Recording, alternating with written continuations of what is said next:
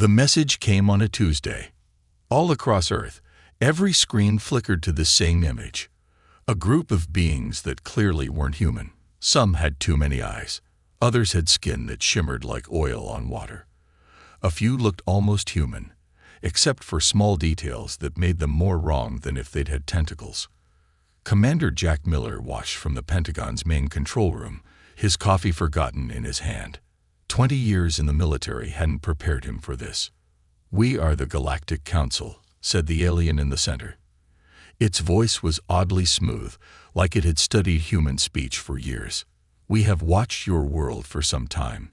You have reached the point where we must make contact." The alien paused, its 4 eyes blinking in sequence. "You may join our community of worlds, or you may remain alone. The choice is yours, but it must be made now." Within hours, Miller found himself on a transport plane headed to the United Nations. As Earth's leading military strategist, his presence had been requested at the emergency meeting with the aliens who had landed their ship in the middle of Central Park. "They could have appeared anywhere," said General Porter, who sat across from Miller on the plane. "Why New York?" Miller stared out the window. "They wanted to make a point. They know our power structures." The meeting room at the UN felt too small for what was happening. Miller sat 3 seats away from the Secretary General, watching as the alien delegation entered. They moved with strange grace, as if gravity didn't quite affect them the same way. The lead alien, who called itself Ambassador Trell, stood at the center of the room.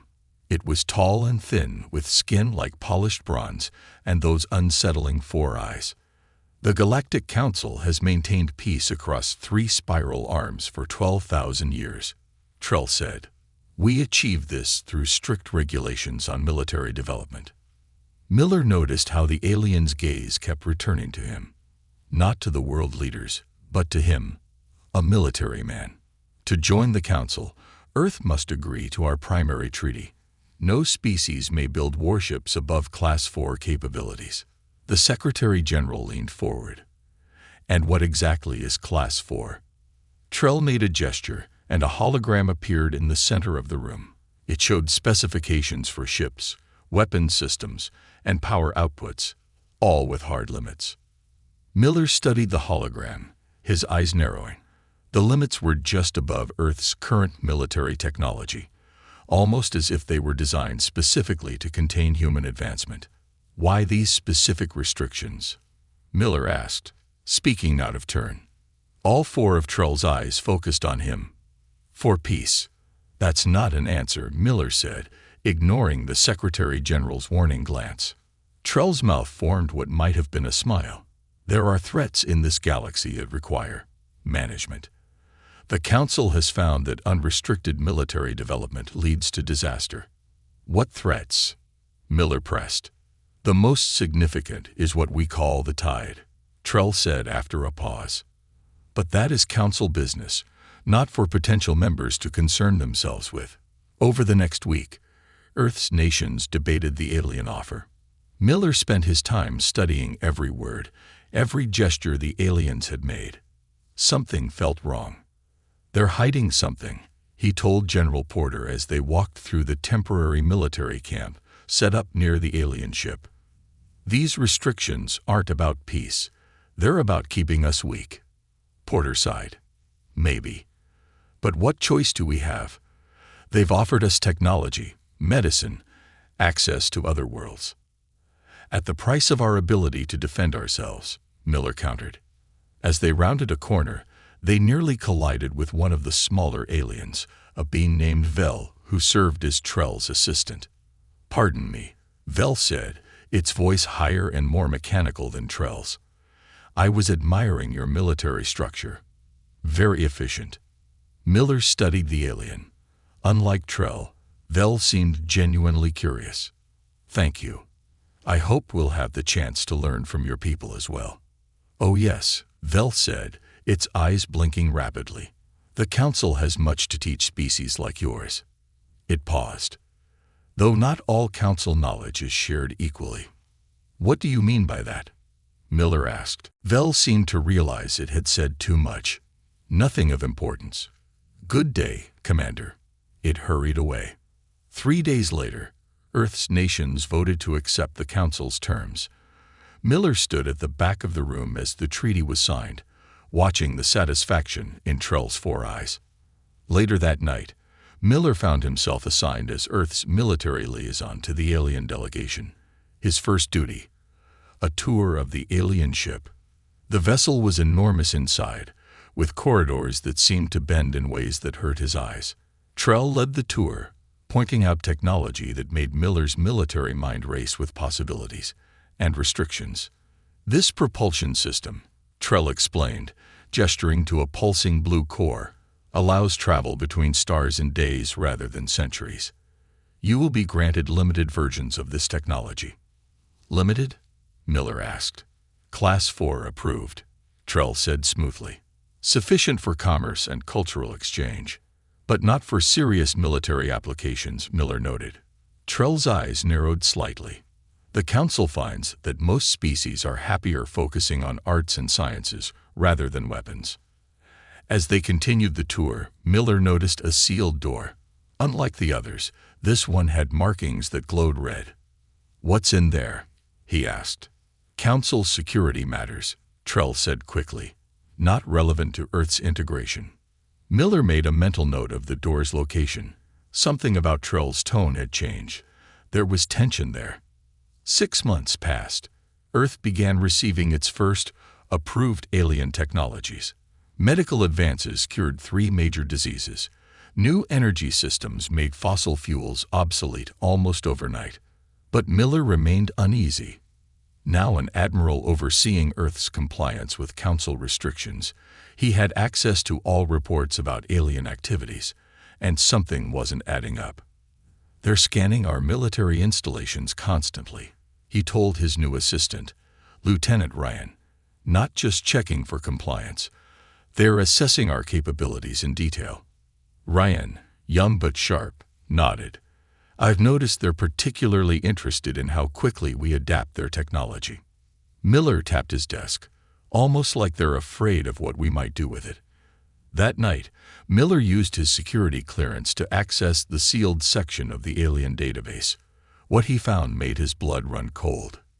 Internal Council communications referred to Earth as a potential problem species with concerning development vectors. One message from Trell to the Council leadership stood out. Humans display unusual creativity in weapons design. The standard restrictions may not be sufficient long-term. Recommend consideration of the Oversight Protocol. Miller didn't know what the Oversight Protocol was, but he didn't like the sound of it. Even more troubling were the fragmented references to the tide that Trell had mentioned. From what Miller could piece together, it wasn't just a threat. It was a world-ending force that had destroyed hundreds of civilizations, and for some reason, the Council seemed more interested in containing it than defeating it. As Miller shut down his terminal, he made a decision. Earth needed to know what they were really dealing with, and if the Council was holding humanity back from defending itself against a genuine threat, then perhaps it was time to start bending some alien rules. He would need allies, both human and possibly non-human. Vel, the curious alien assistant, might be a start. And he'd need scientists who could understand the Council's technology well enough to find its weaknesses. Because if Miller's suspicions were correct, Earth had just signed away its right to survive. 5 years passed since the aliens first came to Earth. Life had changed in ways no one could have imagined. The skies above major cities now showed strange ships coming and going. Alien technology had made many things better. Sickness was down, energy was clean, and food was plenty. But Admiral Jack Miller knew the cost of these gifts. Earth's military power remained frozen, stuck just above where it had been when the Council arrived. Any time human scientists tried to build something too powerful, Council observers would appear with friendly but firm reminders about the treaty. Miller sat in his office at the United Earth Defense Command, reading reports. His hair had more gray now, and lines marked his face. The door opened, and Lieutenant Ryan walked in, now a full commander himself. "Sir, Dr. Reeves is here to see you," Ryan said. Miller nodded. "Send her in." Dr. Emily Reeves was Earth's top scientist working with alien technology. Smart and direct, she had been helping Miller quietly investigate the Council's true plans. "I found something," she said without greeting, placing the small device on Miller's desk. "We need to use this now, before they detect it." Miller touched the device, and a hologram appeared between them. It showed stars, planets, and what looked like a dark cloud moving slowly across the map. "What am I looking at?" Miller asked. "I accessed the Council's deep archives," Reeves said, her voice low. "This is the tide they mentioned. It's real, Jack, and it's destroyed hundreds of worlds." Miller studied the map. "What exactly is it?" "Some kind of force that eats everything. Planets, stars, life. The Council has tracked it for thousands of years. And they're fighting it." Reeves laughed without humor. "That's the thing. They don't fight it. They run from it. They sacrifice outer worlds to slow it down while their core worlds stay safe." Miller felt cold. "And Earth? We're in its path, maybe 30 years away from contact." Miller stood and walked to the window, looking at the alien ships above the city. "Why didn't they tell us?" "Because of this," Reeves said, changing the hologram. Now it showed Council reports, translated to English. "They've been studying us. They think humans have unusual problem-solving skills and aggression levels. We adapt too quickly. We're too willing to fight. That's why the restrictions," Miller realized. "They're afraid of what we might do if we had their technology." "There's more," Reeves said. "I found patterns in the data about the tide. It has a structure, Jack. A weakness. I think it could be defeated with the right weapon. But building that weapon would break the treaty," Miller guessed. Reeves nodded. "By about 10 levels." The next day, Miller requested a meeting with the alien liaison Vel, who had become more friendly with humans over the years. They met in a park, away from Council monitoring. "Vel," Miller said as they walked, "I need to ask you something directly.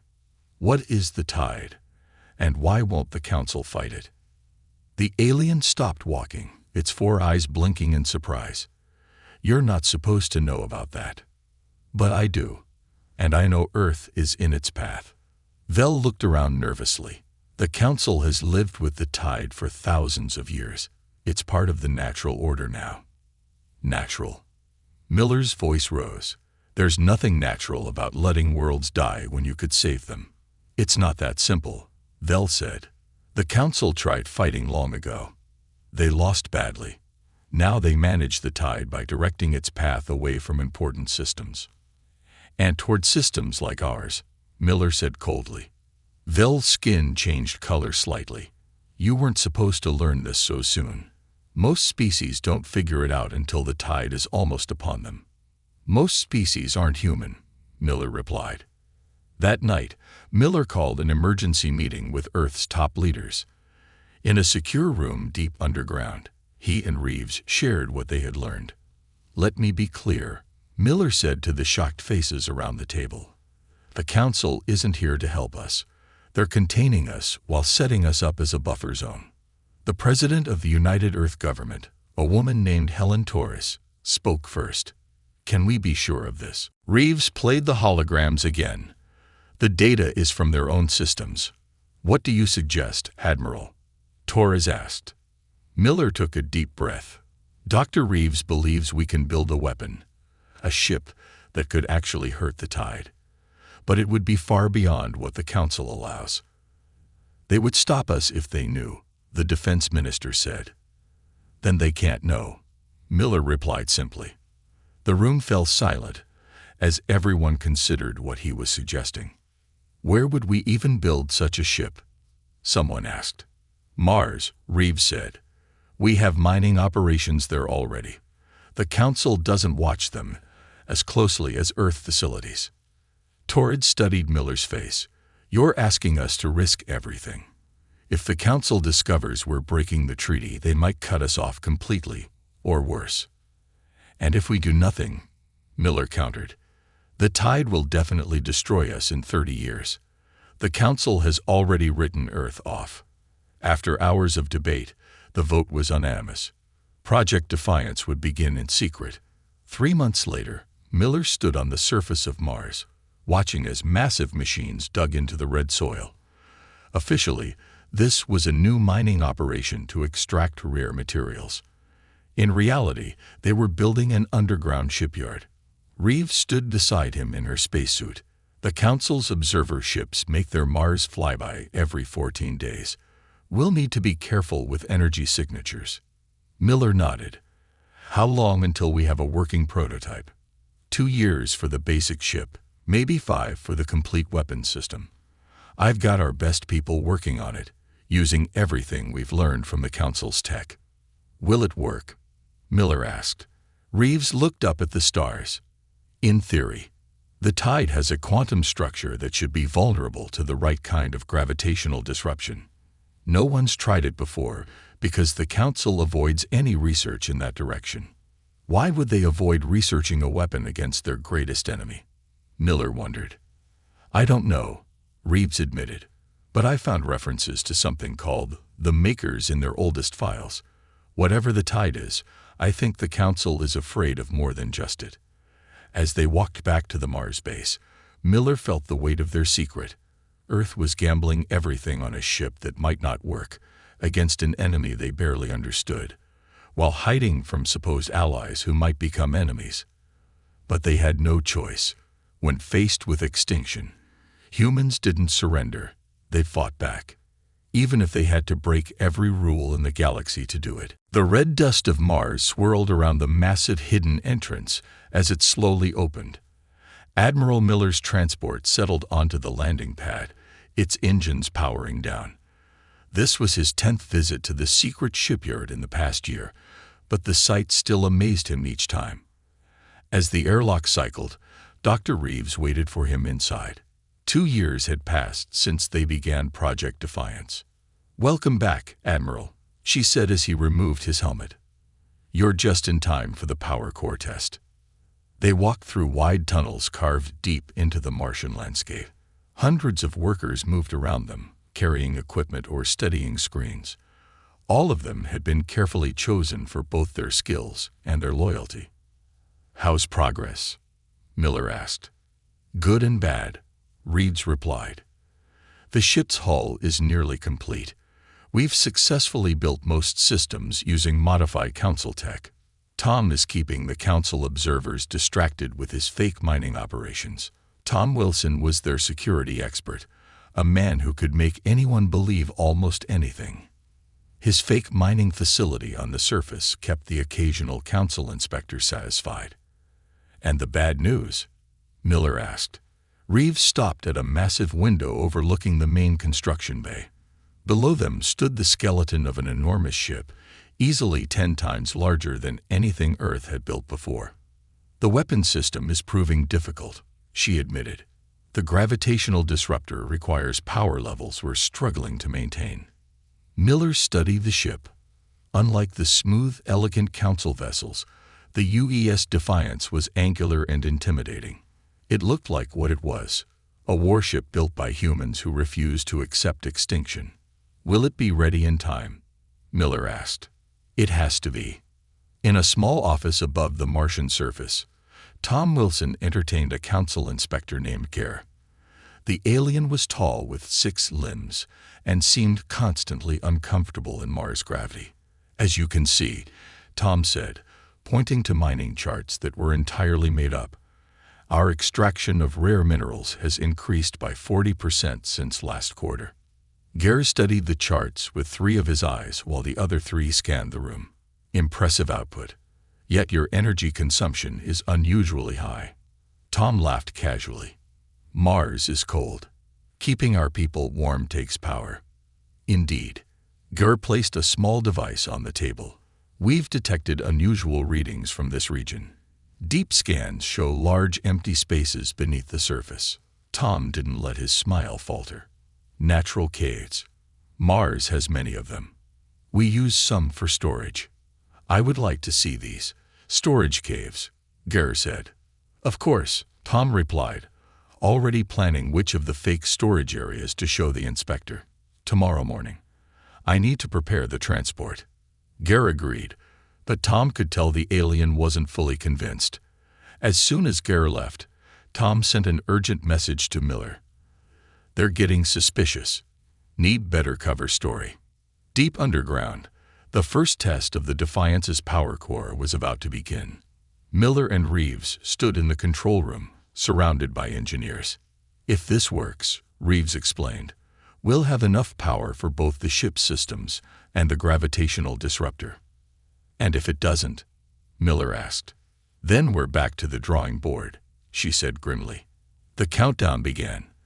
The core, built using a combination of Earth technology and stolen Council designs, hummed to life.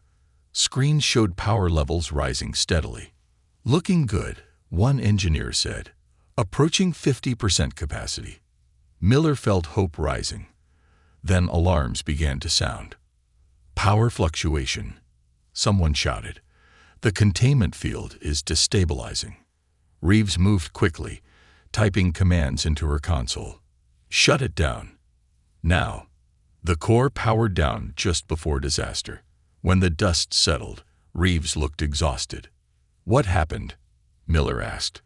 The Council's tech isn't designed to produce this much power, she explained. They've built in limitations we didn't see. Miller slammed his fist on the railing. They thought of everything. Not everything, came a quiet voice from the door. Everyone turned to see Vel standing there. Guards immediately raised their weapons, but Miller waved them down. How did you get in here? Your Mr. Wilson isn't the only one who can create distractions, Vel said, walking forward slowly. I've suspected what you were doing for some time. Are you here to stop us? Miller asked, tensing. Vel's 4 eyes blinked in sequence. No, I'm here to help you. Later, in a secure room, Vel explained. The Council fears humans because you question everything. Most species accept the Council's rules without asking why. But not you, Reeves asked. I've served the Council for 200 years, Vel said. Long enough to see patterns, long enough to wonder why we never fight the tide. Miller leaned forward. And why don't you? Because the Council didn't create the technology that holds our civilization together, Vel said simply. They found it, thousands of years ago. They don't fully understand how it works, only how to use it. And they're afraid of breaking it, Reeves realized. Exactly. The gravitational technology you're trying to build, the Council has records of similar weapons used against the tide long ago. They worked, but had side effects. What side effects? Miller asked. The records aren't clear. But the Council leadership believes these weapons may have damaged space itself. Miller and Reeves exchanged glances. Is that why you're here? To warn us off. Vel made a gesture that might have been a shrug. I'm here because I believe extinction is worse than risk. The Council would rather sacrifice Earth than try something dangerous. And you don't agree, Miller said. I've grown to respect humans, Vel admitted. You're stubborn and sometimes frightening, but you're also brave in ways my people have forgotten. Vel pulled out a small crystal and placed it on the table. This contains technical data about the tide structure and proper designs for the power system you're trying to build. Reeves picked up the crystal, her eyes wide. This could save us months of work. There's something else you should know, Vel said, looking troubled. The tide is changing course. It's moving faster than predicted. Your Earth now has perhaps 5 years, not 30. The room fell silent as the implications sank in. Can we build the ship in time? Miller asked Reeves. She studied the data from the crystal, her face lighting up with understanding. With this? Yes, but we'll need to work day and night. Then that's what we'll do, Miller said, standing up. He turned to Vel. What happens to you when the Council discovers you've helped us? That depends on whether you succeed, Vel said simply. If you fail, we all die anyway. 3 days later, the power core hummed to life again. This time, there were no alarms. The energy readings climbed steadily until they reached 100%. In the control room, Reeves smiled for the first time in weeks. We have power. Across the shipyard, workers cheered. Miller looked at the massive ship taking shape below. They still had much to do, but now they had a real chance. Begin Phase 2, he ordered. Install the weapon systems. Above them, on the surface of Mars, Tom Wilson continued his dance of deception with the Council observers, buying time with fake reports and distractions. But everyone knew the truth. Sooner or later, the Council would discover what they were building. The race was on to complete the defiance before that happened, before the tide arrived, before humanity's time ran out. Alarms blared throughout the underground Mars base.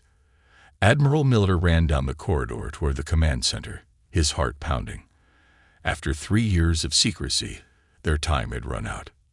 Status report, he shouted as he entered the room. Commander Ryan looked up from his display, his face grim. Council ships have entered Mars orbit, 7 vessels, including what looks like a heavy cruiser. On the main screen, Miller could see the alien ships taking position above the red planet. Their smooth oval shapes seemed to glow against the dark sky. Have they sent any messages? Miller asked. Just one, Ryan replied. Cease all unauthorized activities immediately. Miller turned to Dr. Reeves, who had been working non-stop for days. How close is the Defiance to being ready? The main systems are online, she said, exhaustion clear in her voice. The gravitational disruptor is installed but untested. We need another week minimum. We don't have a week, Miller said. He activated the base-wide communication system. All personnel. This is Admiral Miller. Begin launch preparations. We're leaving in 3 hours. Vel, who had become a permanent fixture on the project, approached Miller. The Council won't just let you leave. They'll try to disable the ship before it can clear Mars orbit. I know, Miller said. That's why we need a distraction. On the surface, Tom Wilson faced the Council delegation that had landed near the fake mining facility. Ambassador Trell himself had come, flanked by 6 armed guards. His 4 eyes showed no emotion. Mr. Wilson, Trell said coldly, your deception ends today. We know what you've been building beneath the surface. Tom smiled his most charming smile. I have no idea what you're talking about. We're just miners here. Our scans show a massive vessel under construction, a warship that violates at least 15 Council regulations. Trell stepped closer. Where is Admiral Miller? I believe he's on Earth. Tom lied smoothly. Would you like me to call him? Trell made a gesture, and his guards raised their weapons. Take us to the entrance of the underground facility. Now. Tom looked at his watch. He needed to stall for another 2 hours. I'd be happy to give you a tour, but I'll need to check with Earth Command first. Council protocols. You understand. One of Trell's eyes twitched slightly. You test my patience, human. Just following the rules, Tom replied, still smiling. You taught us how important rules are. Deep in the shipyard, the UES Defiance hummed with power as final preparations were made. The ship was massive, nearly 1 kilometer long, with a dark hull that seemed to swallow light. Unlike the elegant Council ships, the Defiance looked like what it was, a weapon. Inside the bridge, Miller watched as his crew took their stations. Many were young, Earth's best and brightest, trained in secret for this mission. Main engines are green, reported the pilot. A young woman named Lisa Cooper. All systems show ready. Miller turned to Reeves. What about the gravitational disruptor? Power flow is stable, she said, but we haven't calibrated the targeting system. We can't be sure it will work against the tide. We'll have to figure that out on the way, Miller said. He activated the ship-wide comm. All hands, secure for launch. We have company waiting for us upstairs. As the crew strapped in, Vel approached Miller. The Council ships will try to disable your engines first. Their weapons are designed to minimize casualties. Good to know, Miller said. Any other advice? Yes, Vel said seriously. Don't destroy any Council ships if you can avoid it. Many aboard them don't know the truth about the tide. Miller nodded. We're not here to fight the Council. We're here to save everyone from the tide, whether they want our help or not." On the surface, Tom had finally run out of ways to delay. Trell and his guards now stood at the sealed entrance to the underground base. "Open it," Trell demanded. Tom looked at his watch again. They needed just 15 more minutes. "You know, Ambassador, I've always wondered something. Why does the Council really care what we humans do? You have thousands of worlds. We're just one small planet. Because your kind doesn't know when to stop," Trell said. "You push boundaries that should remain untouched." "Like fighting the tide?" Tom asked. Trell's 4 eyes widened slightly. "You know nothing about the tide. We know the Council uses planets like Earth as shields," Tom said, his friendly mask dropping. "We know you found your technology, not built it. And we know you're afraid of what might happen if someone actually tried to stop the tide instead of running from it." For a moment, Trell seemed speechless. Then he raised his hand, and his guards aimed their weapons. "Open the door, Mr. Wilson. This is your final warning." Tom sighed and pressed his hand to the scanner. "Your funeral." The massive doors began to open, revealing the tunnel leading down to the shipyard. But as they did, a deep rumble shook the ground beneath their feet. Trell looked down in alarm. "What is happening?" Tom stepped back, smiling again. "That would be our ship launching. I'd move if I were you." The ceiling of the underground shipyard split open as massive doors retracted.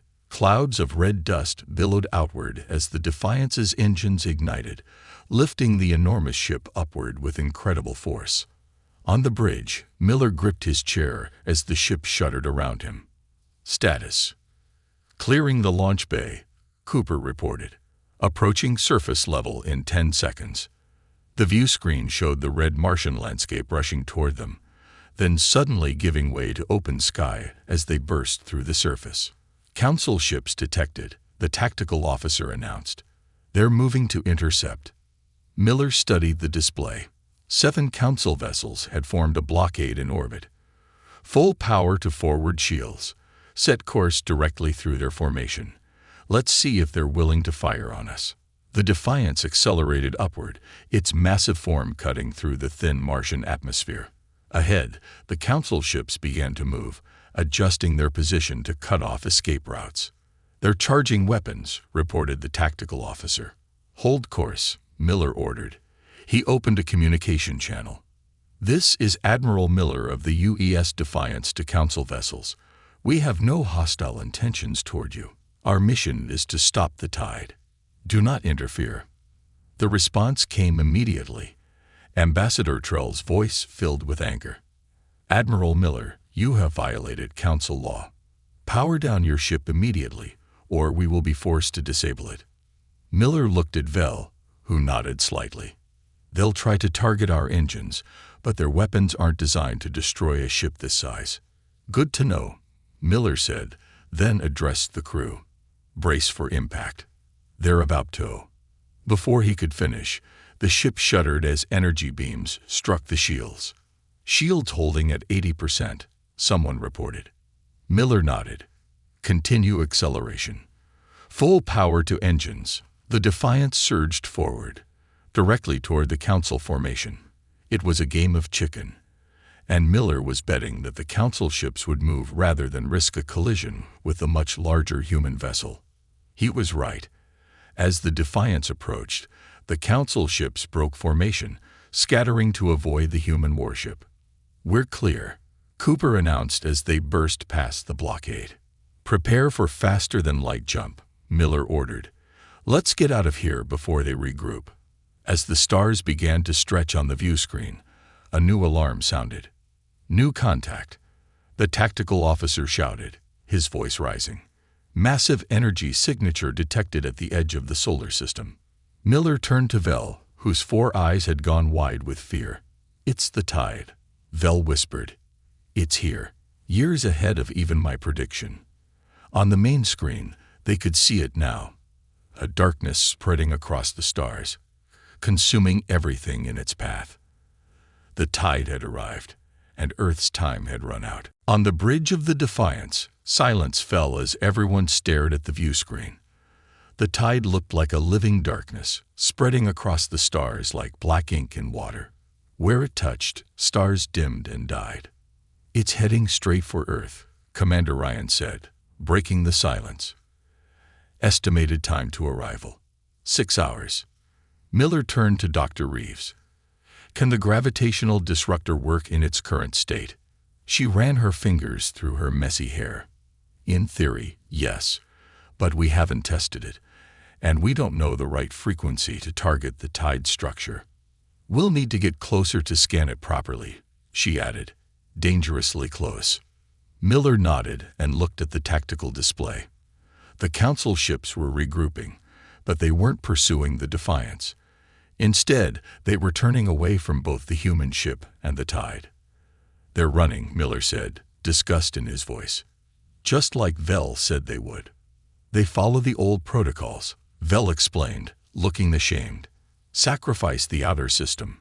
Retreat to safe distance. Observe." Miller stood up, addressing the entire bridge crew. "Well, that's not humanity's way. We don't run from fights, especially when everything we love is at stake." He turned to the helm. "Cooper, set course directly for the tide. Maximum speed." Cooper hesitated for just a moment, then nodded. "Course set, Admiral." As the Defiance accelerated toward the greatest threat humanity had ever faced, Miller opened a channel to Earth. "This is Admiral Miller on the UES Defiance. We have visual confirmation of the tide entering the solar system. We are moving to engage." President Torres' voice came through the speakers. "Admiral, our sensors are just now detecting it. The Council embassy is evacuating. What are your chances?" Miller looked at Reeves, who could only shrug.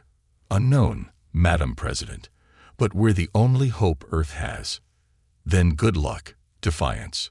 The hopes of humanity go with you." As the Defiance approached the tide, the crew got their first clear look at what they were facing. It wasn't just darkness. It was a swirling mass of energy that seemed to bend space itself.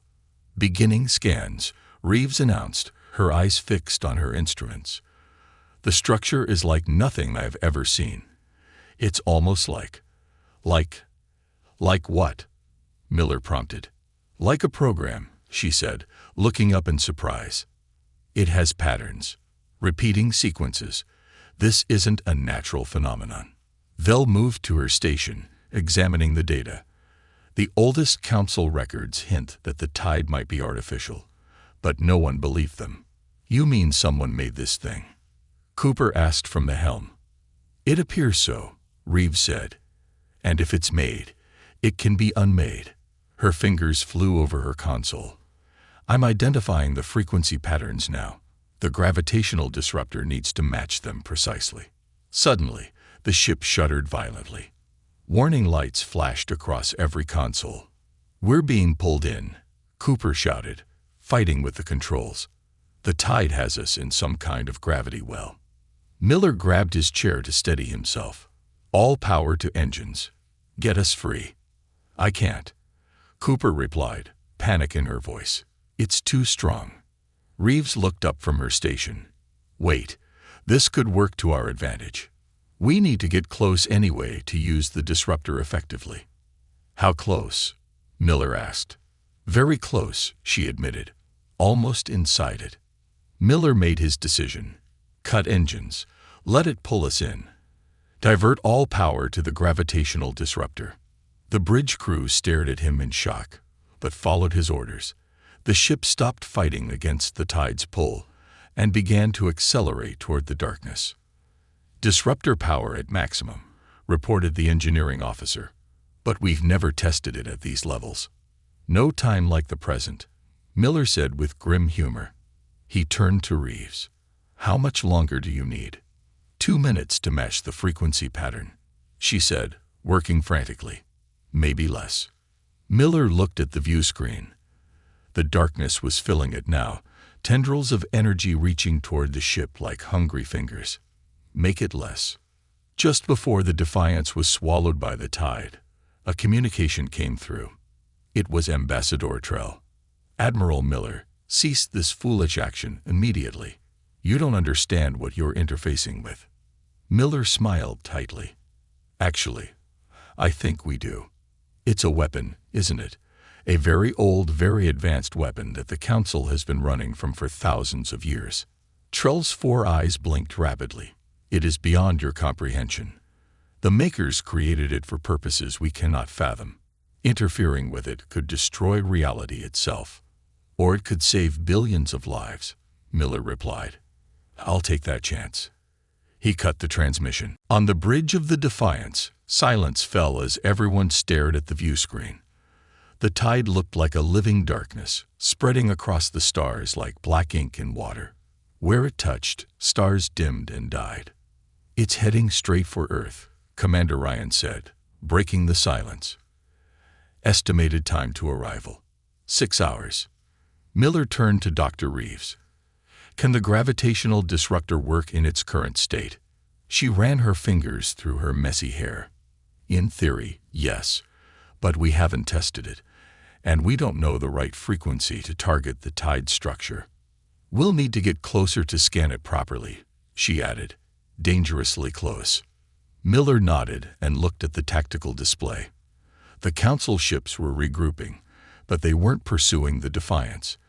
Instead, they were turning away from both the human ship and the tide. They're running, Miller said, disgust in his voice. Just like Vel said they would. They follow the old protocols, Vel explained, looking ashamed. Sacrifice the outer system. Retreat to safe distance. Observe. Miller stood up, addressing the entire bridge crew. Well, that's not humanity's way. We don't run from fights, especially when everything we love is at stake. He turned to the helm. Cooper, set course directly for the tide. Maximum speed. Cooper hesitated for just a moment, then nodded. Course set, Admiral. As the Defiance accelerated toward the greatest threat humanity had ever faced, Miller opened a channel to Earth. This is Admiral Miller on the UES Defiance. We have visual confirmation of the tide entering the solar system. We are moving to engage. President Tor's voice came through the speakers. Admiral, our sensors are just now detecting it. The Council embassy is evacuating. What are your chances? Miller looked at Reeves, who could only shrug. Unknown, Madam President, but we're the only hope Earth has. Then good luck, Defiance. The hopes of humanity go with you. As the Defiance approached the tide, the crew got their first clear look at what they were facing. It wasn't just darkness. It was a swirling mass of energy that seemed to bend space itself. Beginning scans, Reeves announced, her eyes fixed on her instruments. The structure is like nothing I've ever seen. It's almost like what? Miller prompted. Like a program, she said, looking up in surprise. It has patterns, repeating sequences. This isn't a natural phenomenon. Vel moved to her station, examining the data. The oldest Council records hint that the tide might be artificial, but no one believed them. You mean someone made this thing? Cooper asked from the helm. It appears so, Reeves said. And if it's made, it can be unmade. Her fingers flew over her console. I'm identifying the frequency patterns now. The gravitational disruptor needs to match them precisely. Suddenly, the ship shuddered violently. Warning lights flashed across every console. We're being pulled in, Cooper shouted, fighting with the controls. The tide has us in some kind of gravity well. Miller grabbed his chair to steady himself. All power to engines. Get us free. I can't, Cooper replied, panic in her voice. It's too strong. Reeves looked up from her station. Wait, this could work to our advantage. We need to get close anyway to use the disruptor effectively. How close? Miller asked. Very close, she admitted, almost inside it. Miller made his decision. Cut engines. Let it pull us in. Divert all power to the gravitational disruptor. The bridge crew stared at him in shock, but followed his orders. The ship stopped fighting against the tide's pull and began to accelerate toward the darkness. "Disruptor power at maximum," reported the engineering officer. "But we've never tested it at these levels." "No time like the present," Miller said with grim humor. He turned to Reeves. "How much longer do you need?" 2 minutes to match the frequency pattern," she said, working frantically. "Maybe less." Miller looked at the view screen. The darkness was filling it now, tendrils of energy reaching toward the ship like hungry fingers. "Make it less." Just before the Defiance was swallowed by the tide, a communication came through. It was Ambassador Trell. "Admiral Miller, cease this foolish action immediately. You don't understand what you're interfacing with." Miller smiled tightly. "Actually, I think we do. It's a weapon, isn't it? A very old, very advanced weapon that the Council has been running from for thousands of years." Trell's 4 eyes blinked rapidly. "It is beyond your comprehension. The makers created it for purposes we cannot fathom. Interfering with it could destroy reality itself. Or it could save billions of lives," Miller replied. "I'll take that chance." He cut the transmission. Reeves looked up. "I've got it. Frequency pattern identified and matched. Disruptor ready to fire." The ship shuddered again as the edge of the tide touched its shields. Alarms blared as systems began to fail. "Shields failing," Ryan reported. "Hull breach on decks 4 through 7. "Fire the disruptor," Miller ordered. Reeves activated the weapon. For a moment, nothing seemed to happen. Then a pulse of energy unlike anything they had ever seen erupted from the Defiance, spreading outward in waves of blue-white light. Where the energy touched the tide, the darkness seemed to unravel. Like a sweater with a loose thread being pulled, the tide began to come apart. "It's working," Reeves shouted over the noise of straining systems. "The quantum structure is destabilizing." On the view screen, they watched as the tide began to dissolve around them, revealing stars beyond. But the Defiance was still caught in the turbulence, shaking violently as the massive forces battled around it. "Hull integrity at 20%, Ryan called out. "We can't take much more." Miller gripped his chair. "Hold on. Just hold on." With a final surge, the gravitational disruptor sent out one last pulse. The tide seemed to collapse in on itself, the darkness shrinking to a single point of intense light. And then, nothing. Silence fell on the bridge. Outside, the stars shone clearly again. "Is it gone?" Cooper asked, her voice barely a whisper. Reeves checked her instruments, then looked up with tears in her eyes. "Yes, it's gone. Completely." A cheer erupted from the exhausted crew. Miller allowed himself a small smile before asking, "Ship status?" "Damaged but repairable," Ryan reported. "No casualties." Miller looked at Vel, who stood staring at the view screen in disbelief. "You did it," the alien said. "You actually did it." "We did it," Miller corrected. "Humanity may have built this ship, but we had help." 1 month later, Miller stood in the United Earth Government chamber as representatives from dozens of worlds, former council members, gathered to form a new alliance. President Torres addressed the assembly. For thousands of years, the council ran from a threat they didn't understand. They sacrificed countless worlds to save their own. Humanity chose a different path. She gestured to Miller and his crew. These brave men and women risked everything to save not just Earth, but every world in the tide's path.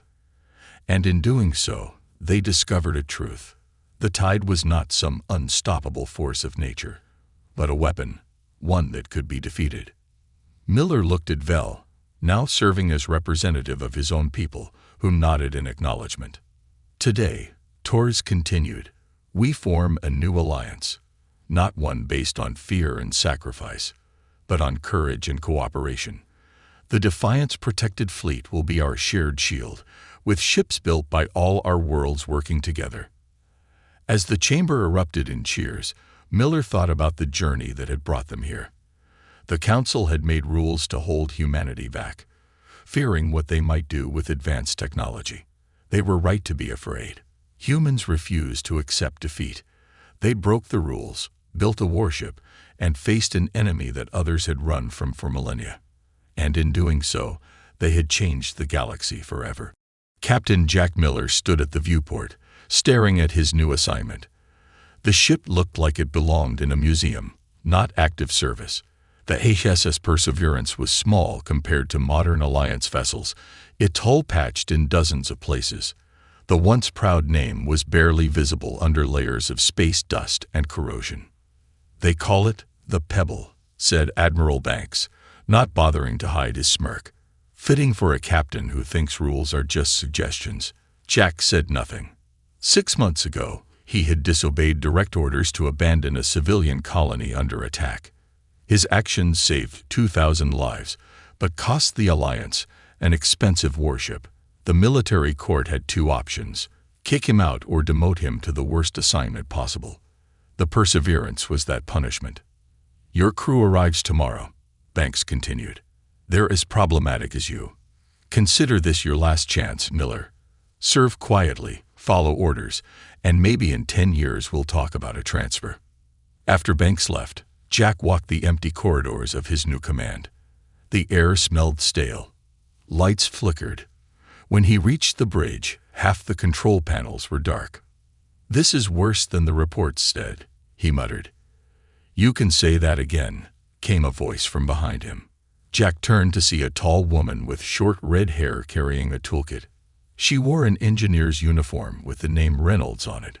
"Sam Reynolds, chief engineer, or I guess I am now." She didn't offer to shake hands. "I came early to see what I'm working with. It's not good." "You weren't supposed to arrive until tomorrow," Jack said. Sam shrugged. "I don't follow schedules well. That's why I'm here." "What did you do to deserve this assignment?" "Punched my commander when he ordered me to certify a ship safe that would have killed everyone on board." She looked around the bridge. "At least this one's only mostly dead." By morning, the rest of the crew had arrived. Kate Wilson, tactical officer, who had publicly questioned a popular admiral's battle strategy. Dr. Thomas Reed, who had tested experimental treatments without approval. And Alex Green, communications specialist, caught hacking Alliance databases just to see if I could. 5 people to run a ship normally crewed by 20. 5 careers the Alliance wanted to forget.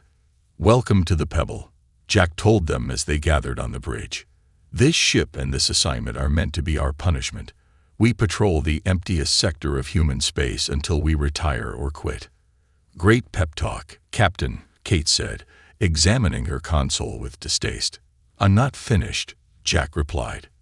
"The Alliance thinks we're done. They're wrong. This ship may be old, but it's still an Alliance vessel, and we're still Alliance officers. I plan to run this ship properly." "With what?" Sam asked. "Half the systems don't work, and we have no budget for repairs." Jack smiled for the first time. "Then we get creative." Over the next week, they assessed the Perseverance's condition. The results were worse than expected. Life support functioned at 60% capacity. Weapon systems were 3 generations out of date. The hull had integrity issues in multiple sections. On day 8, Jack found Sam in the engine room, surrounded by holographic displays. "Found something interesting," she said without looking up. "This ship's core architecture is unusual." "Unusual how?" "Modern Alliance ships use standardized components, makes repairs easier but limits modifications." She pointed to a complex diagram. "The Perseverance is different. It was built when each ship was unique. Its systems are adaptable in ways newer ships aren't." Jack studied the display. "Can we use that?" "Maybe." Sam's eyes lit up with the first enthusiasm he'd seen from her. "With some creative engineering, we could modify this old girl to do things the designers never imagined." Later that day, Jack called the crew to the mess hall. It was the only room large enough for all 5 of them to sit comfortably. "We have 2 choices," he told them. "Accept our fate and patrol empty space in a dying ship, or do something about it. We have no resources, Dr. Reed pointed out. And requisition requests require approval from Admiral Banks. Who will deny them? Kate added. Exactly, Jack agreed. So we work with what we have. Alex looked thoughtful. I may know some people on supply stations who owe me favors. Nothing major, but enough to get some basic parts. I found medical nanites in storage, Dr. Reed said reluctantly. They're outdated for medical use, but with reprogramming, they could repair hull damage. Sam finished, suddenly interested. That's actually brilliant. Kate tapped the table. There's a salvage field in Sector 7. Abandoned after the border shifted. Alliance considers it worthless, but there might be useful components. Jack looked at each of them. These officers had broken rules because they put people above protocol. The Alliance saw that as a weakness. He saw it as their strength. From now on, we operate differently, he said. We follow the spirit of Alliance regulations, not the letter. Our mission is to make the Perseverance functional again. Why bother? Kate asked. Even if we succeed, we're still stuck on patrol duty in empty space. For now, Jack agreed. But things change. Borders shift. Threats emerge. I want us ready when they do. The crew exchanged glances. They'd all seen enough to know he was right. This stays between us, Jack continued. Official reports will show routine maintenance only. Questions? There were none. The next day, they began. Sam created a plan to modify the propulsion system using parts from the ship's rarely used shuttle. Kate examined the weapons, looking for ways to increase power without modern components. Alex started writing custom software to make the outdated systems work more efficiently. 2 weeks later, they encountered their first real opportunity. The Perseverance detected debris from an old mining operation. After confirming it was abandoned, they salvaged usable materials. Among the debris, Sam found something unexpected. A power coupling unlike standard Alliance design. It's not Alliance, but it's not alien either, she told Jack, turning the device over in her hands. Looks like a prototype that never entered production. More efficient than what we have. Can you make it work with our systems? Sam grinned. That's the beauty of this old ship, Captain. With the Perseverance's adaptable architecture, I can make almost anything work. That night, with the strange power coupling installed, the lights on the bridge glowed steadier than they had in years. It was a small victory. But Jack saw something he hadn't seen when they first came aboard. Hope. The Perseverance was still the weakest ship in the fleet, but not for long. 3 months passed since the crew of the Perseverance began their secret project. The ship still looked shabby from the outside, but inside, things were changing. Sam worked 18-hour days in the engine room. The strange power coupling they had found was just the beginning. She discovered that it could connect to other systems in ways that shouldn't be possible. It's like it learns, she told Jack one night as they shared a meal in the mess hall. I connect it to something new, and it adjusts itself. Is it safe? Jack asked. Sam shrugged. As safe as flying this old bucket through space. Kate had found ways to improve the weapons by linking targeting systems to the ship's old exploration sensors. These sensors were built to detect tiny mineral changes in asteroids, she explained. With some adjustments, they can spot weaknesses in enemy ships better than standard military scanners. Dr. Reed, who had been the most reluctant, now spent hours reprogramming medical nanites. They were designed to repair human tissue, he said, showing Jack a sealed container where tiny robots swarmed over a piece of damaged hull material. But cells are cells. I've taught them to repair the ship instead. Alex created an artificial intelligence system that could run the Perseverance with their small crew. It wasn't as advanced as the AIs on modern Alliance ships, but it was uniquely suited to their modified vessel. The Perseverance was becoming something new, not state-of-the-art, but different, better in unexpected ways. Then came the distress call. Alex picked it up during night shift. A small merchant ship, the Lucky Star, under attack by pirates in a nearby system. We should call for help. Dr. Reed said when Jack gathered the crew. "We're not a combat vessel. The closest Alliance patrol is 4 hours away," Kate pointed out. "The Lucky Star doesn't have that long." Jack made his decision. Set course to intercept. Battle stations.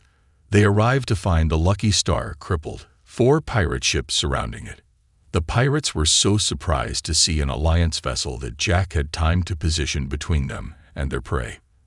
"This is Captain Miller of the Alliance ship Perseverance," Alex broadcast. "Stand down and withdraw." The pirates responded by opening fire. "Shields holding at 85%, Kate reported, sounding surprised. "Those mining deflectors Sam installed work better than expected." "Return fire," Jack ordered. Kate targeted the lead pirate ship. The weapons hit with surprising accuracy, disabling its engines with a single shot. "How did you do that?" Jack asked. Kate looked at her console in amazement. The targeting system identified a structural weakness. It shouldn't be that precise. The remaining pirates, seeing their leader crippled by what appeared to be a weakling patrol ship, quickly retreated. After helping the Lucky Star with emergency repairs, its captain, a weathered woman named Morgan, came aboard the Perseverance. "This isn't a standard Alliance vessel," she said, looking around the bridge with knowing eyes. "You've made improvements." Jack tensed. If word got back to Alliance Command about their modifications, they would all face court-martial. Morgan raised her hand. "Don't worry. I'm not interested in reporting you. In fact, I'm impressed." She placed a small data chip on the console.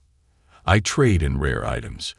This contains coordinates to an asteroid field where my sensors detected unusual energy readings. I lack the equipment to investigate properly, but you..." She looked around the bridge again. "Your ship might manage it." "Why would we help you?" Sam asked. "Because what I found might be exactly what you need for your project," Morgan replied. "And because I owe you for saving my ship and crew." After Morgan left, the crew debated what to do. "It could be a trap," Kate said. "Or a chance to find something valuable," Sam countered. "We're supposed to be on patrol in this sector anyway," Jack decided. "Let's check it out." The asteroid field was dense, hard to navigate, but the Perseverance, with its modified sensors and improved engines, moved through it with surprising grace. "I'm detecting the energy source," Alex announced. "It's coming from inside that large asteroid ahead." They found an opening large enough for the ship and entered a hollow space within the asteroid. Inside was what looked like an abandoned outpost, but not one made by human hands. "Alien?" Dr. Reed asked, examining the scans. "Yes, but not one we've encountered before," Alex said. "And old. Very old." Jack led a team to explore. The outpost was dead, no life support, but still structurally intact. They wore suits as they moved through alien corridors, their lights illuminating strange symbols on the walls. In what seemed to be the central chamber, they found what Morgan had detected: a device about the size of a small car, pulsing with soft blue light. "It's still active after who knows how many years," Sam said, her voice filled with wonder as she scanned it. "Some kind of power source, but like nothing I've ever seen." "Can we use it?" Jack asked. Sam looked at her readings. "Maybe. It's powerful but stable. If we could integrate it with our systems." "The Alliance would never approve," Dr. Reed warned. "The Alliance isn't here," Jack reminded him. "And they gave us this assignment expecting us to fade away. I say we take this chance." It took 3 days to remove the alien power core and another week to figure out how to connect it to the Perseverance's systems. Sam worked non-stop, stopping only when Dr. Reed forced her to rest. "The core wants to connect to our systems," she explained to Jack. "It's like it was designed to adapt to different technologies." On the 10th day, they were ready. The crew gathered on the bridge as Sam prepared to activate the connection. "If this works," she said, "our power output will increase by at least 300%. If it doesn't work," she shrugged, "we might all die." "Do it," Jack ordered. Sam pressed the activation sequence. For a moment, nothing happened. Then the ship shuddered. Lights flickered. Strange energy patterns ran across every screen. "What's happening?" Jack demanded. "The core is interfacing with all systems simultaneously," Alex reported, fingers flying over the controls. It's incredible." Outside the viewport, they watched as the ship's hull began to change.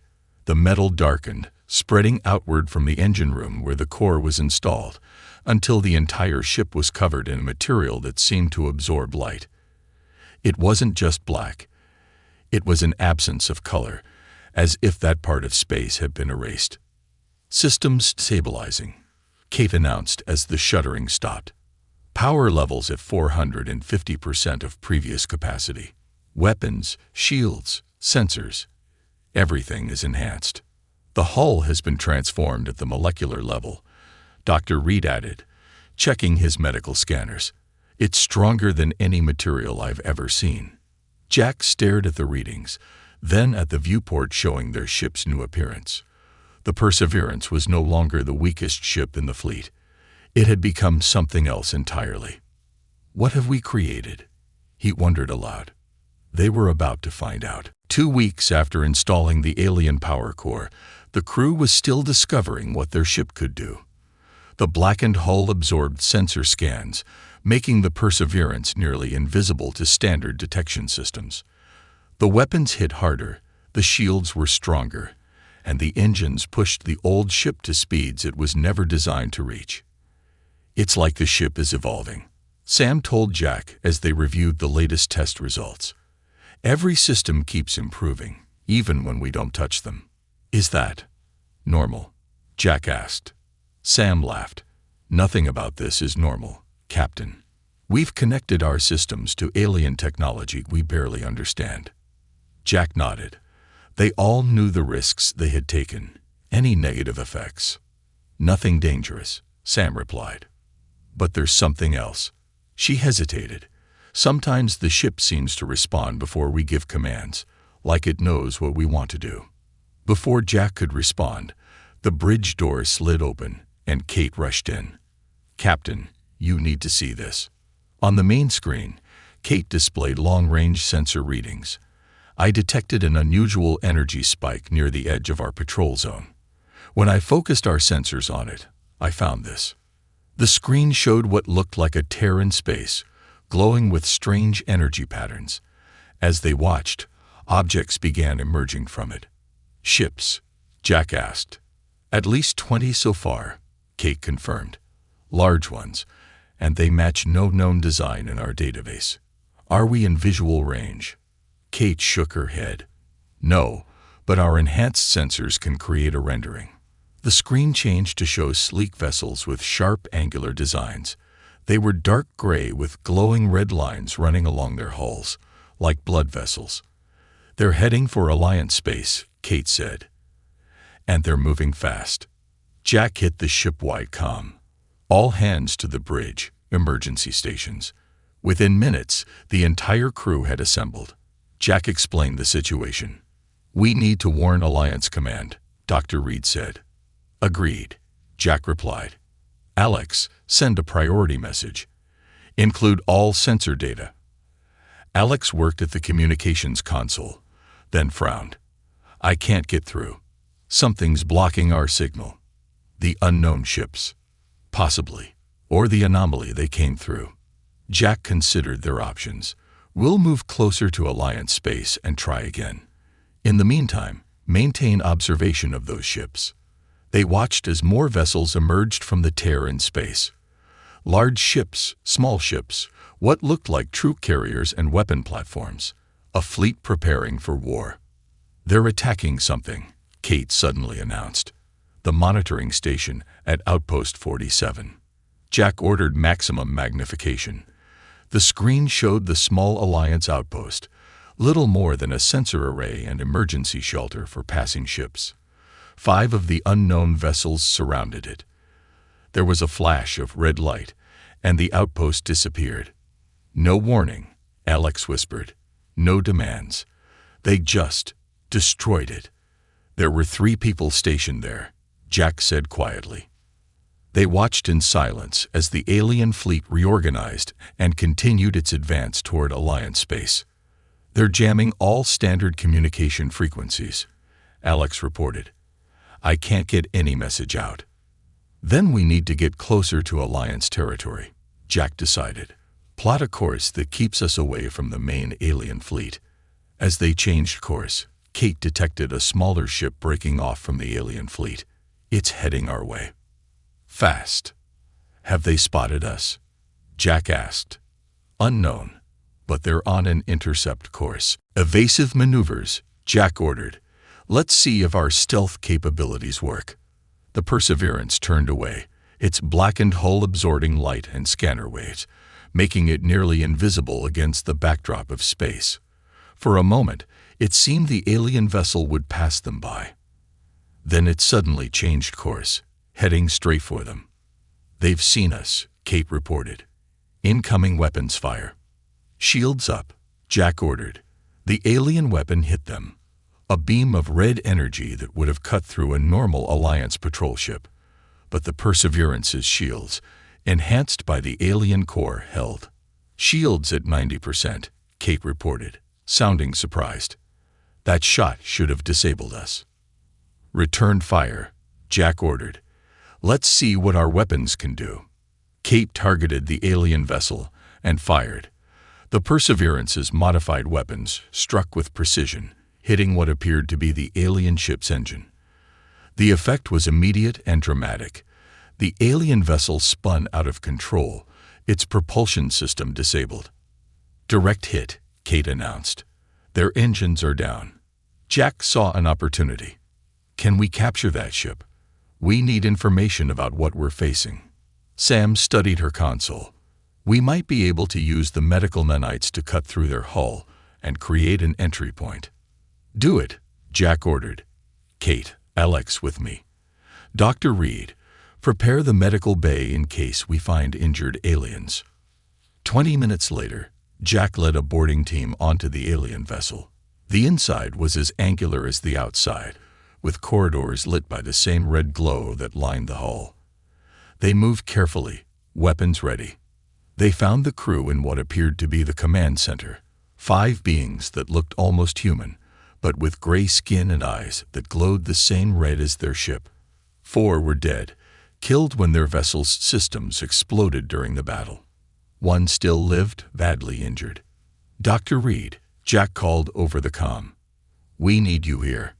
The alien was brought back to the Perseverance's medical bay. Dr. Reed worked to save its life, while Alex tried to establish communication. I've analyzed their language from their computer systems, Alex explained. It's complex, but our translation software is adapting. Hours later, the alien regained consciousness. It looked at the humans surrounding it with what seemed like contempt. Why did you attack the outpost? Jack asked. The translation software converted his words, and the alien responded in a harsh, clicking language that the software then translated for the humans. It was in our way, the alien replied. As your world will be. What do you want from us? Jack pressed. Want? Nothing. You exist. That is enough reason for the Dominion to end you. The Dominion? Alex asked. The alien's red eyes seemed to glow brighter. We are the Dominion.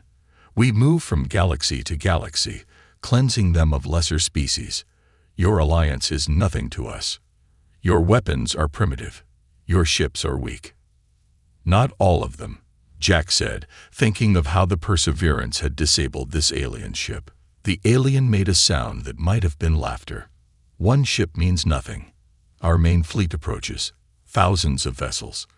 Millions of soldiers. Your species will be extinct within days. Jack looked at his crew, seeing the same determination in their eyes that he felt. Their ship, once the weakest in the fleet, might now be humanity's best hope. How long until the main invasion force arrives? He asked the alien. The alien's glowing eyes seemed to smile. They are already here. We need to warn the Alliance, Jack said after they secured the alien prisoner in the medical bay. Now. The Perseverance raced toward Alliance space, pushing its enhanced engines beyond what should have been possible. Behind them, their sensors tracked the massive Dominion fleet spreading through the sector. "They're attacking the border stations," Kate reported. "3 outposts gone already." "Still can't get through on normal channels," Alex added. "The Dominion is jamming everything." "Keep trying," Jack ordered. "All frequencies, all codes." After 18 hours at maximum speed, they finally reached the edge of core Alliance territory. A patrol of 3 warships intercepted them immediately. "Unidentified vessel, this is the Alliance Warship Defender," came a stern voice over the comm. "Power down your engines and prepare to be boarded." "This is Captain Jack Miller of the HSS Perseverance," Jack responded. "We have critical intelligence about an alien invasion force. Request immediate audience with command." There was a pause before the reply came. "Perseverance, your ship does not match registry specifications. Identify yourself properly or we will open fire." "It's our modified hull," Sam whispered. "They don't recognize us." Jack tried again. "Alliance Vessel Defender, I repeat, this is the Perseverance. We've made some upgrades, but we're still an Alliance ship, and we have information about a hostile alien force that has already destroyed multiple outposts." After another pause, the Defender responded, "Prepare to be boarded. Any resistance will be met with deadly force." Jack looked at his crew. "Stand down weapons. Let them board." "Captain," Kate protested, "they won't understand what we've done. They'll think." "I know what they'll think," Jack interrupted. "But the Dominion fleet is the bigger threat. We need the Alliance to know what's coming." The boarding went as badly as expected. Armed soldiers stormed the Perseverance, staring in shock at the blackened hull and modified systems. When they found the alien prisoner, they called for backup. Within an hour, Jack and his crew were in custody, separated from each other and their ship. The Perseverance was surrounded by Alliance vessels, weapons locked on its strange black hull. 2 days later, Jack was brought before Admiral Banks and 3 other high-ranking officers. The room was small and windowless, deep inside Alliance headquarters. "Explain yourself, Miller," Banks demanded. "What have you done to an Alliance vessel?" Jack told them everything: the modifications, the alien power core, the encounter with the Dominion. He showed them the sensor data they had collected. "You integrated unknown alien technology into an Alliance ship?" one of the other admirals asked, horrified. "Without testing, without approval. We had limited resources," Jack replied. "We did what we could with what we had." "What you did was treason," Banks snapped. "Theft of Alliance property, unauthorized modifications to military equipment. And now you expect us to believe this story about an invasion." "The Dominion fleet is real," Jack insisted. "Check the border stations. They've gone silent because they've been destroyed." One of the admirals checked her tablet. "We have lost contact with several outposts, but that could be due to technical issues." "It's not technical issues," Jack said, his voice rising. "It's the beginning of an invasion by a force that destroys entire species. And right now, the Perseverance might be the only ship in the fleet that can stand against them." Banks laughed. "Your rust bucket. Against an invasion fleet. Even with your illegal modifications, it's still just one small patrol ship." "A patrol ship that defeated one of their vessels," Jack countered. "Our modified hull absorbs their energy weapons. Our shields withstand their attacks. Our weapons can penetrate their defenses." The admirals exchanged glances. One of them, an older woman with short gray hair, leaned forward. "Captain Miller, your ship will be studied by our top scientists. If there is useful technology there, we will find it. But you and your crew will face court-martial for your actions." Jack was returned to custody. Later that day, he was allowed to see his crew in a guarded meeting room. "They're not listening," he told them. "They're more concerned about our modifications than the Dominion threat." "They've taken blood samples from all of us," Dr. Reed reported, "and they've been questioning me about the medical nanites." "They're stripping the Perseverance," Sam added bitterly, "taking it apart piece by piece to study the technology." "What about the alien?" Jack asked. "Moved to a secure facility," Alex said. "They wouldn't tell me where." As they talked, the door opened and a familiar face entered. Morgan, the captain of the Lucky Star. "You," Jack said in surprise. "How did you get in here?" Morgan smiled. "I have access to places most people don't." She sat down at the table. "Your alliance is in trouble, Captain Miller. They don't understand what they're facing." "You know about the Dominion?" Kate asked. Morgan nodded. "I'm part of a group that monitors threats to galactic stability. We've tracked the Dominion for years as they move through neighboring galaxies. Now they're here, and your military is not prepared." "Why tell us?" Jack asked. "We're prisoners, powerless." "Not entirely," Morgan replied, sliding a small device across the table. "Your ship is special, Captain. The alien core you installed has bonded with it in ways even we don't fully understand, and it's bonded with you too, all of you." Sam picked up the device. "What is this?" "A key," Morgan answered. "It will unlock your cells and give you access to Hangar 7, where they're keeping the Perseverance." "You want us to escape?" Dr. Reed asked, alarm in his voice. "That would make us actual traitors." A sudden alarm blared through the building. Red emergency lights began flashing. "What's happening?" Jack demanded. Morgan's face was grim. "The Dominion's main fleet has arrived. They've broken through the outer defenses already." A voice came over the station speakers. "All personnel to battle stations. This is not a drill. Repeat, all personnel to battle stations." Jack looked at his crew, then at Morgan. "How bad is it going to be?" "Without your ship," Morgan replied. "The Alliance will fall within days." Jack took the device from Sam. "Then we need to move quickly."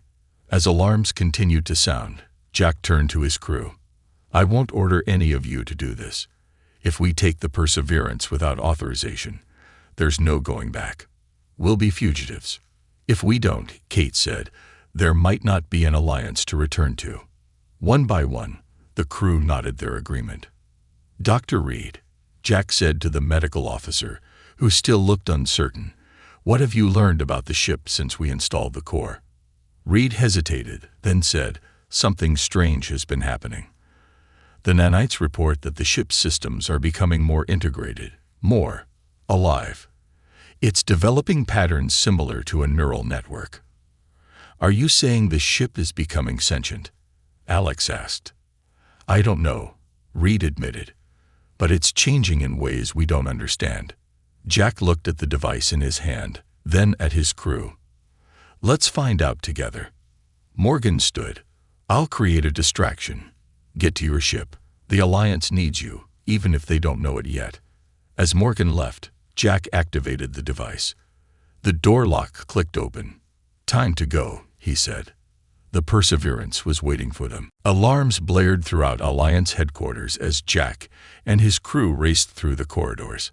Security forces were distracted by the Dominion attack, making their escape easier than expected. "Hangar 7 is this way," Alex said, leading them through a maintenance tunnel.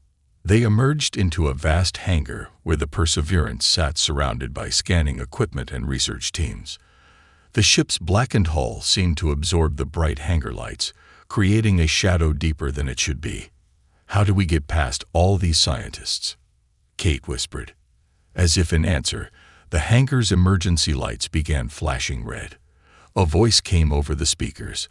"All non-essential personnel evacuate immediately. Dominion forces have breached orbital defenses."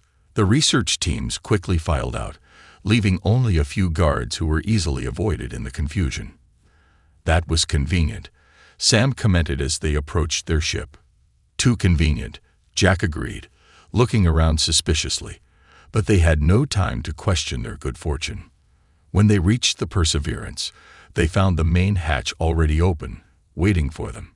Inside, the lights came on automatically as they entered, even though the power should have been shut down. It's like the ship knew we were coming, Dr. Reed said, his voice uneasy. They rushed to the bridge. To their surprise, all systems were active, displays showing the ongoing battle in orbit. The Dominion fleet had already destroyed 3 Alliance battleships. They're tearing through our defenses like they're not even there, Kate said as she took her station. Start the engines, Jack ordered, taking the captain's chair. We need to get out there. Sam went to the engineering console. Engines are already online, Captain. In fact, all systems are active. And, wait, that's odd. What is it? According to these readings, the ship has been running diagnostics and making adjustments while we were gone. It's like it's been preparing. Jack had no time to consider the implications. Get us out of here. The hangar doors were closed, but as they approached, the doors began opening on their own. Did you do that? Jack asked Alex. No, she replied. The hangar control systems just let us through. The Perseverance shot out of the hangar and up toward the battle raging in orbit. On the main screen, they could see Alliance ships fighting desperately against the superior Dominion vessels. But for every Dominion ship they destroyed, 2 more Alliance ships were lost. This is hopeless, Dr. Reed said. There are too many of them. Jack studied the tactical display. We need to find their command ship, take out their leader. How do we find it? Kate asked. It will be the largest ship, Jack guessed, and probably hanging back from the main battle. Kate scanned the Dominion fleet. Found it. Massive vessel at coordinates 227 to 3489. It's 3 times the size of our largest battleship. Set course, Jack ordered. Maximum speed. As they